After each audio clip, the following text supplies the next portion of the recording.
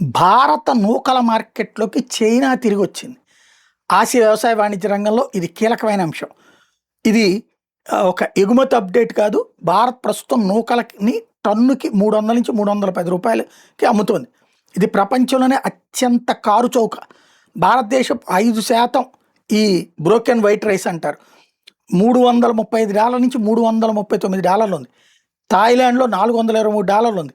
వియత్నాంలో $344 ఉంది. పాకిస్తాన్లో $345 ఉంది. అంటే చాలా ఎక్కువ అనమాట, తక్కువ అనమాట. ఇది చైనా వాడు తక్కువ కొని వాడు అమ్ముతాడనమాట.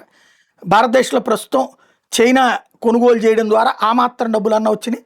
150 మిలియన్ మెట్రిక్ టన్నుల కంటే ఎక్కువ రికార్డు స్థాయి వరి ఉత్పత్తి, పటిష్టంగా ఉన్న రబీ వరి పంట, దక్షిణ భారతదేశంలో అనుకూలమైన కోత పరిస్థితులు, పశ్చిమాఫ్రికా, ఇతర ఆసియా దేశాలను స్థిరమైన డిమాండ్ ఉన్నటువంటి సందర్భంలో మన వాళ్ళు దాన్ని సరిగ్గా వినియోగించుకోకపోయేటప్పటికీ వాళ్ళు వచ్చి ఈ పని చేసుకుంటున్నారన్నమాట.